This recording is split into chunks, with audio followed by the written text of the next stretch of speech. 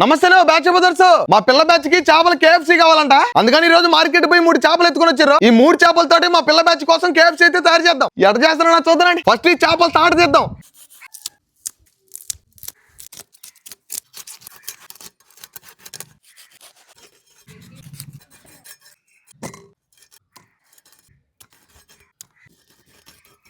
వీటిని ఉప్పు పసుపు వేసి శుద్ధంగా క్లీన్ చేసుకుందాం.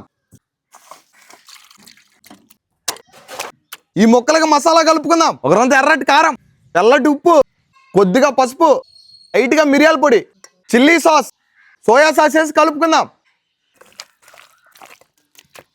ఈ ముక్కలను పక్కన పెట్టుకుని బ్యాటర్ కలుపుకుందాం. ఒక రొంత మైదా పిండి, ఒక రొంత ఉప్పు, కొద్దిగా కారం, మిరియాల పొడి, నిమ్మకాయని పిండి వేసుకుందాం. నీళ్లు పోసి కలుపుకుందాం. బ్యాటర్ అయితే రెడీ అయిపోయింది. కోటింగ్ కోసం కార్న్ ఫ్లోర్. చేప ముక్కల్ని బ్యాటర్ లో కలుపుకొని కార్న్ ఫ్లోర్ తగిలించి పక్కన పెట్టుకుందాం. కోటింగ్ వేసుకున్న చేప ముక్కల్ని వేడి వేడి నూనెలో వేసి వేయించుకుందాం.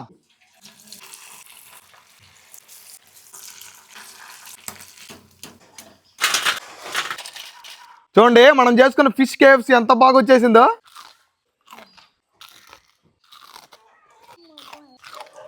ఫిష్ కేఎఫ్సీ బొరుగు బొరుగు అనుకుంటా కుమ్మేసిందే.